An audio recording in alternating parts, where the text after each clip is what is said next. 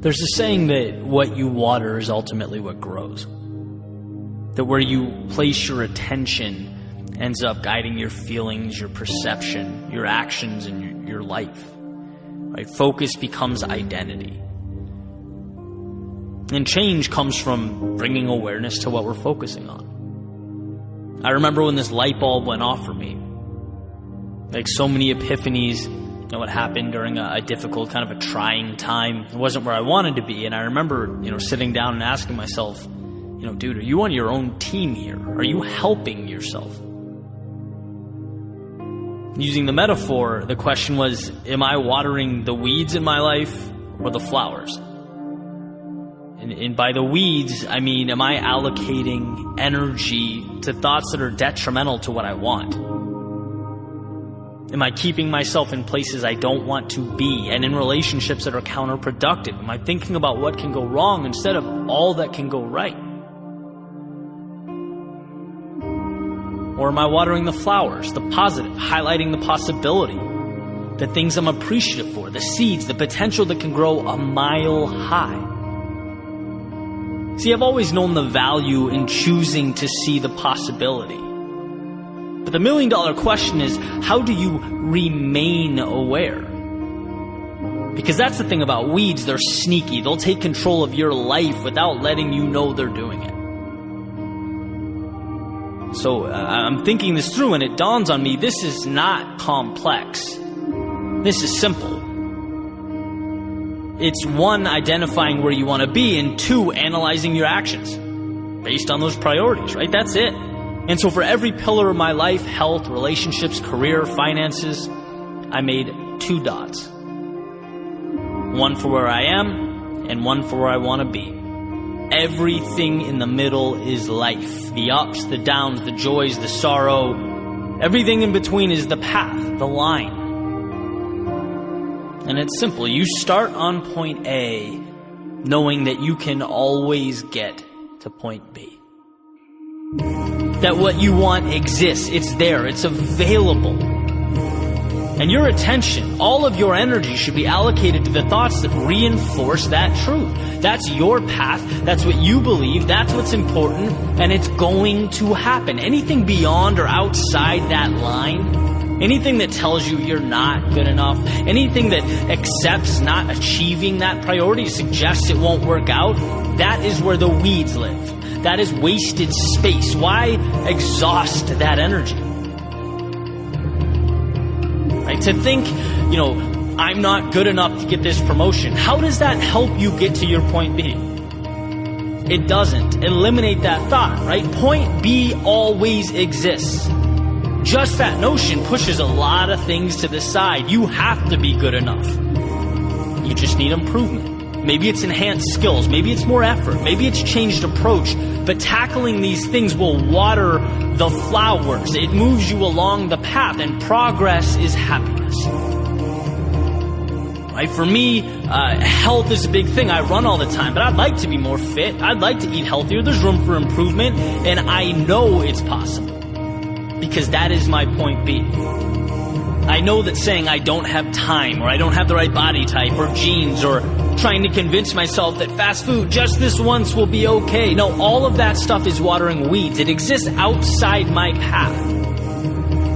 My time should be spent realizing how incredible the human body is, taking care of it, pushing it, being proud of it, taking accountability for it. That's me. I only get one of these things, even if it's just a little at a time. That's the beauty. Simply existing on a path and revolving around your ideals, your vision, your priorities brings about joy. Negativity, it truly is a learned thing. It's manufactured. All there are in life are circumstances. Circumstances that are neither positive nor negative, just pieces. And you decide what to do with them. Do you focus on the negative? You can. But that won't put you in a position to change your circumstances or bring about happiness. When you decide to see the opportunity, you free yourself from the shackles of fate, because destiny never put you in the situation, you did.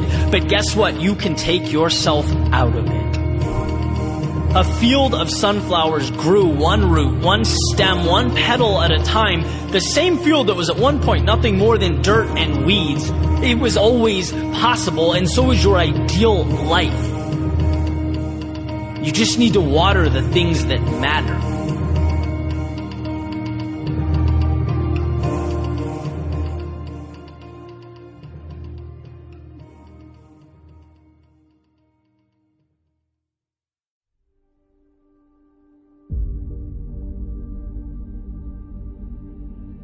I saw an interview by one of my favorite authors today, Steven Pressfield, where he highlighted what I believe to be a critical and often overlooked point.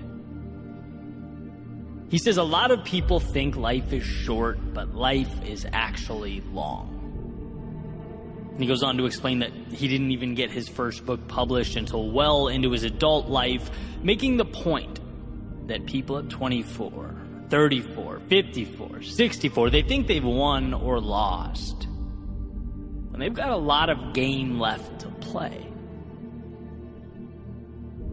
And this message, it does a few things. I think first and most obviously, it creates a kind of calm. Like, okay, I can take some of the pressure off myself. Life isn't a sprint, it's a marathon. I'm not doing so bad. Sometimes we lose that perspective. We forget that the best things in life evolve over time. Often not an avalanche, but the chipping away of a stone until the statue reveals itself. As frustrating as it may be, clarity is often an evolution. And the second thing is, it plays a role in defining what success means. If games are won in the second half, as they frequently are, then we learn not to define ourselves by the outcome of the first quarter. But more importantly, to put ourselves in position to win in the fourth. The score at halftime is not defining. It's a treasure trove of lessons and information and data that can be tapped into to get the result that we ultimately want.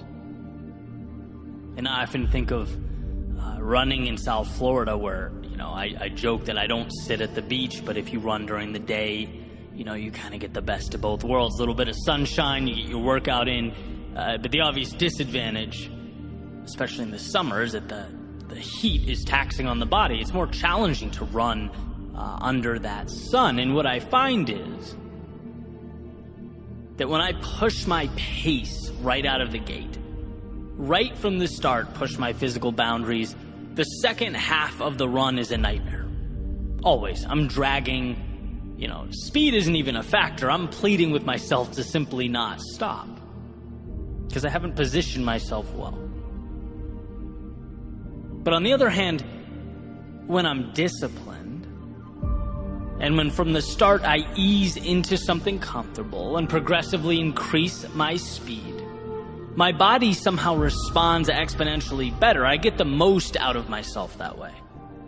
That's why I've said in the past, I'm proudest of my results when the last few miles are the fastest miles. It means I had the discipline and the foresight to make that happen.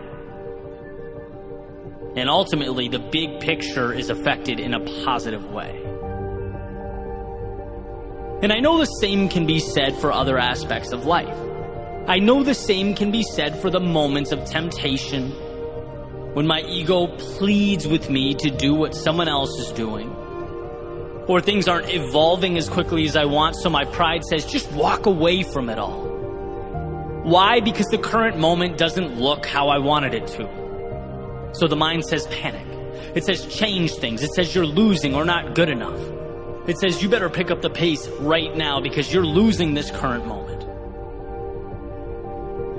But no, the question isn't, is right now the goal? The question is right now moving me forward consistently? So that when the time comes to sprint, so that when I'm ready to go faster than I've ever gone, be more than I've ever been, I've positioned myself to do just that. When things were challenging, I kept moving forward. When the world around me seemed to be moving at a faster pace, I ran my own race. I stayed consistent. I remembered what mattered to me. That's the question. And by the way, this doesn't mean ignoring today's results. It means asking yourself whether today's results are meaningful in the big picture. Right? Using Stephen Pressfield's example, if you don't get published or your work is rejected again and again and again, you have not lost. It's the beginning. It's the first quarter. But what info can you gain from this? What tweaks can you make to your work so that it's in some way more captivating? How can you sell it a little better? What can you do to connect with people who will believe in you and help push you forward? Remember, you only lose when you decide to stop. Why? Because as long as you're willing to adjust and keep going, there are no stopping points. People don't realize limitations are self-imposed. Losing or quitting just means you stood up and said, I'm going to stop learning and evolving with regard to this pursuit. I no longer want to adapt and move on. No outside circumstances can impose that upon you. It's truly an internal decision. I remember Jim Rohn saying, success is easy. Doing the thing that's best for you in the long run is easy. Doing the right things every day is easy. And people would say, well, that doesn't make sense. Why isn't everyone successful? Well, because doing the wrong thing is easy too. It's easy to think right now is the end-all be-all. To forget the big picture, that life is a journey, that you are equipped with everything you need. And when you don't see success to your left or right, when your ideal world hasn't been created, to panic. To seek drastic change, instead of remembering one step in front of the other gets you to your finish line. Instead of remembering the second half is where you make your move, is where you make your push. Not every swing is a home run. Not every swing needs to be a home run. It's about on-base percentage. It's about setting yourself up for success.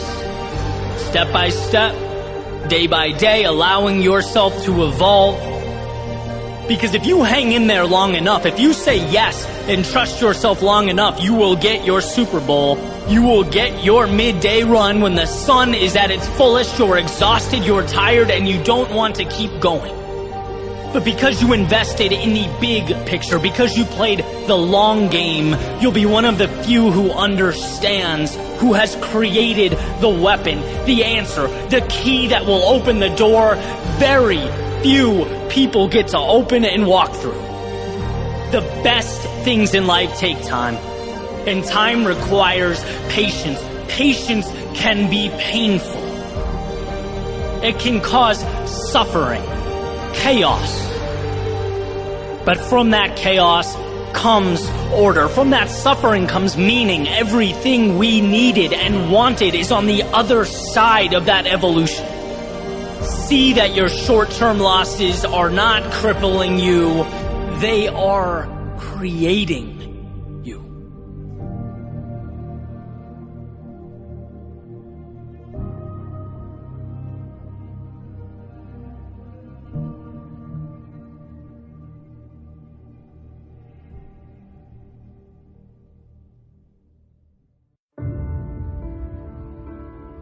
There's a story about some frogs.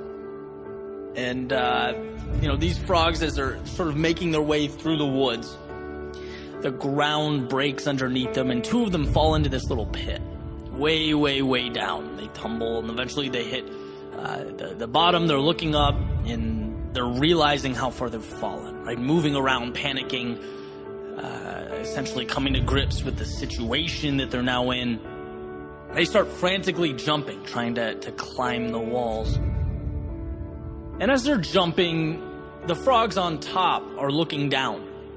And they're basically yelling, look, we're sorry this happened to you, but this is a lost cause. There's no way out for you guys. There's no need to jump around. This is a futile situation. Right? But they continue to jump, and they're not willing to come to terms with that possibility. Not yet. And again, the frogs up top, they yell down, there's no way It's over. You're going to die down there, guys. You need to ultimately face that. And one of the two frogs in the pit does concede to the situation. He hears the voices and, he stops jumping and makes his way further down the pit and he dies. But the second one keeps jumping and adjusting his approach, trying different things. Ultimately, he does get out. He climbs over the ledge, and when he gets to the top, he's confronted by the others. And they come up to him, they ask him, hey, didn't you hear us yelling down that the situation was impossible? Didn't you hear us say there was no way out? And as it turns out, he didn't hear, because this frog was deaf, right? So he couldn't hear a single word, and this ultimately saved his life. Not because it helped him do the miraculous or the impossible, but because it blocked out the outside voices attempting to tell him what possible is. Look, there will always be doubters, skeptics, and cynics. As Aristotle said, there is one way to avoid criticism. Do nothing, say nothing, and be nothing. But the beauty is that these voices have one thing in common, and that's their irrelevance. Because there's one voice that matters in the writing of your story, and that voice belongs to you. Never forget how much control you have. Never forget who holds the pen. Things are real when you make them real. Things stop when you stop. Things change when you change them. So here's the following, not orders or expectations, but that spark that guides you to what feels right, to what means the most. Here's to an everlasting self-belief that will lift you out of any hole, carry you over any mountain, and most importantly, turn blank pages into a story that is truly yours.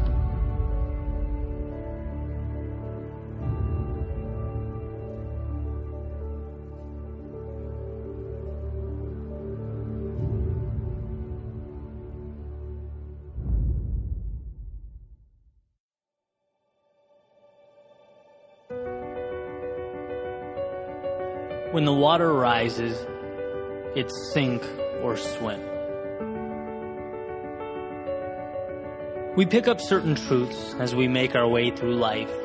Realizations, little awakenings, patterns that allow us to map the things around us so that we can navigate this crazy place.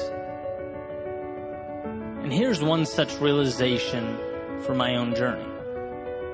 When you pursue your best, you live your best life.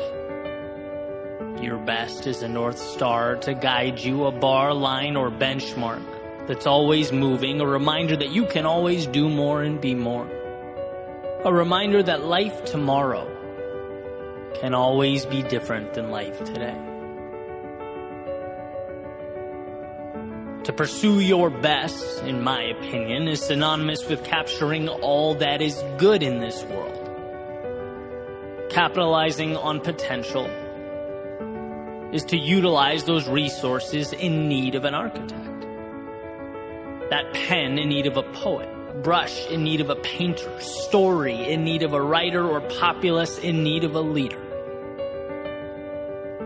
It's a pursuit that not only supplements our existence here on earth. No, I believe it is, in and of itself, why we are here on earth. But like every ideal, pragmatism seems to get in the way. Meaning, well, life is more difficult in execution than it looks on paper. We can't be our quote-unquote best every day. We sometimes fall short of that mark. Our outcomes don't always align with our expectations.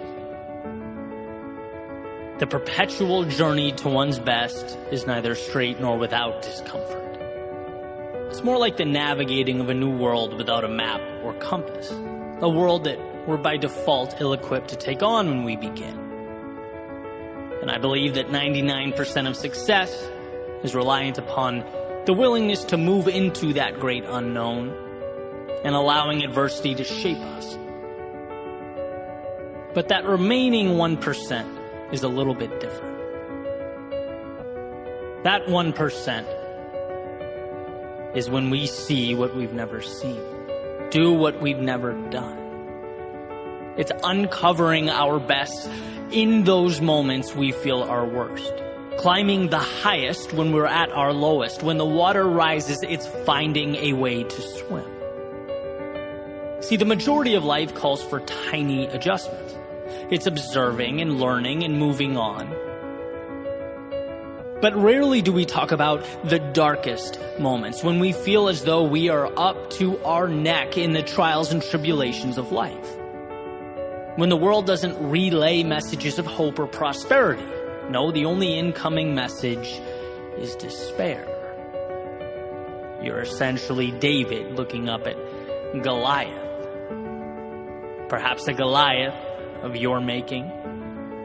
Perhaps not, but a Goliath nonetheless. So why here? Why are these dark moments different than the 99%? Why is a stage provided at the very time when the limelight feels further out of reach than it ever has? Because this moment is when you prove to yourself who you are. You think you dug deep in the past? You think you've given your all back then? No, you have no idea what you're capable of. The world provides a stage in our darkest moments so that you can pull back the curtains and illuminate your strength. It floods your world with adversity so that you can trust yourself to navigate the waters. And if you can find a way here, when the walls are closing, clock is ticking, and water is rising, what can't you do? Have you ever asked yourself that question? Those moments show us what we can be, and that is why the 1% is everything. Why is it that rock bottom becomes a bridge to so many new tomorrows? Or the losses we dread most become the change we need most? The answer is simple. Because in those moments we find within ourselves the keys to transformation. See, you didn't know that you can leap that far. And you didn't know because you've never been pushed so close to the edge, running at so fast a speed. But in those moments, you learn that you can take flight. You learn you have the power to stand again. So while the vast majority of life is saying yes when most would say no, it's how we choose to act while immersed in our lowest lows that provides the framework and the opportunity.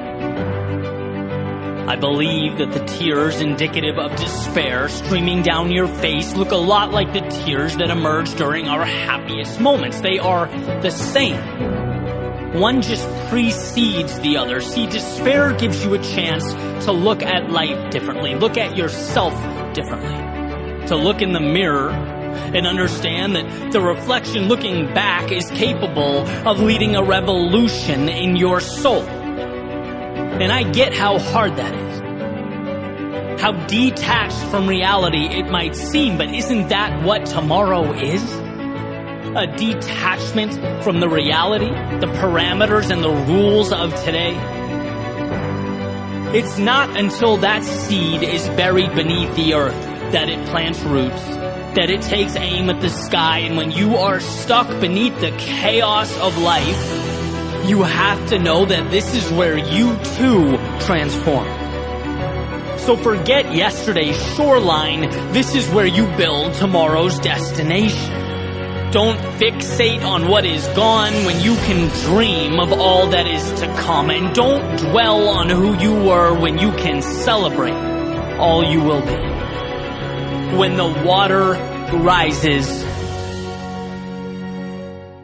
swim.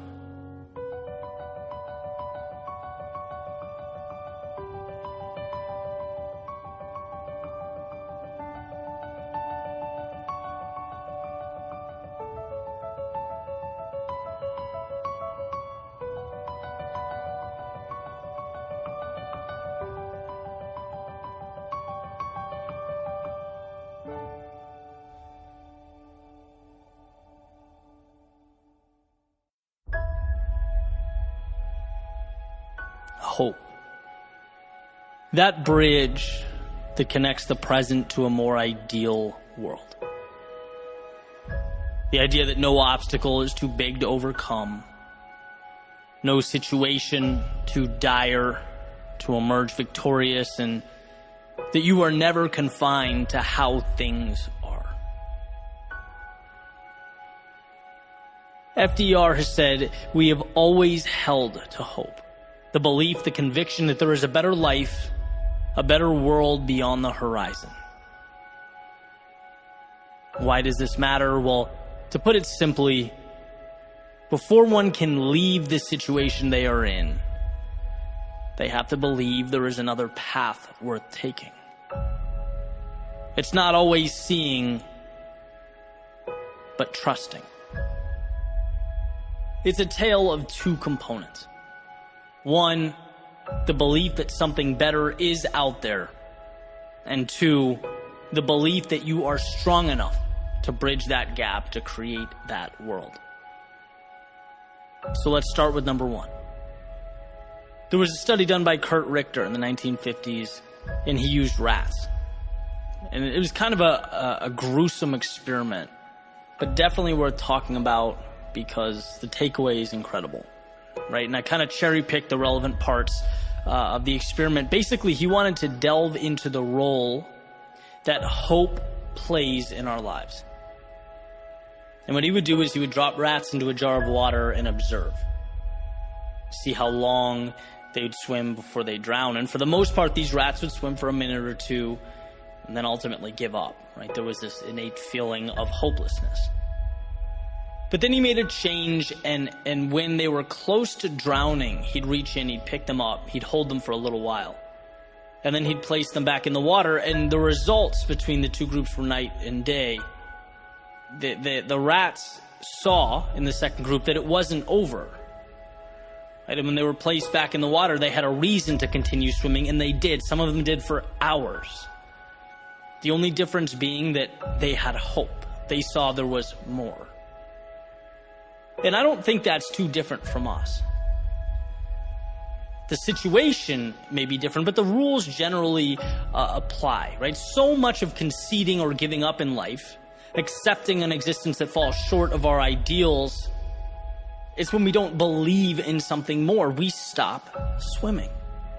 We don't give ourselves a chance, right? So instead of creating bridges to walk on, we make walls that lock us in. Hope is knowing all pain, all discomfort is temporary. And the second component is belief in yourself. Belief in yourself to traverse that space between current and the ideal. It's self-empowerment. You can be the difference maker in your life and others. And it's funny, the other day after reading about the Richter experiment, I was sitting at a friend's house with my laptop, kind of trying to figure out what to make of it, right? Because the idea of hope I knew was powerful, and then I wanted to share that story. I wanted to write something that would highlight its value, but it seemed kind of unfinished or simply part of an explanation. I'm sitting there thinking about it, and I hear this loud bang over and over again, and I get up and I run to the back of the house, right, to make sure everything's fine, see what's going on. And my friend's standing there with goggles on, this grin on his face and a sledgehammer, and a huge hole in the wall in front of him. And I'm like, dude, what are you doing? You just knocked your wall down. He goes, yeah, I wanted to make another closet. His family's growing, he needs more space, and he just took it upon himself to make that happen. And I just looked at him and walked back out, started walking to the living room, and it hit me. This is a component of hope. seeing what's not there, and doing something about it. Right? If the swimming experiment is step one, this has to be step two. In real time. Step one, believing, seeing something more. Step two, taking action to change it now. Buying into the fact that you have the power to change your own world. And it's funny because any house or room I've ever lived in, my thoughts always, you look around and this is it, right? This is the situation. This is what's being given to me. How do I make the most of it? How do I play within these parameters? Not, okay, this is fine, but it could be better, by smashing down the wall in the back over there, creating something new. And, obviously the message here isn't about home maintenance, right? This is about taking a sledgehammer to the places in your life in which you are not content, so that you can build in its place something that matters.